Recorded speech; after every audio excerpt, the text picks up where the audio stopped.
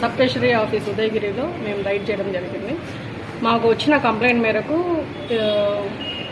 Bill process చేయడానికి, అరేర్ bill pass చేయడానికి లంచం అడిగినారు అనేసి మాకు కంప్లైంట్ రావడం మూలన దాని ప్రకారంగా మేము ఇక్కడ వచ్చి రైడ్ చేయగా సదరు ఫిర్యాది అతను అందులో చెప్పిన అక్యూజ్డ్ ఆఫీసర్స్ లంచం మళ్ళీ అడగడం మూలాన అతను ఇచ్చాడు. సో అప్పుడు మేము రెడ్ హ్యాండెడ్గా పట్టుకోవడం జరిగిందండి. ఫిర్యాదుదారుడు వచ్చేసి లోకసాన్ వెంగయ్య.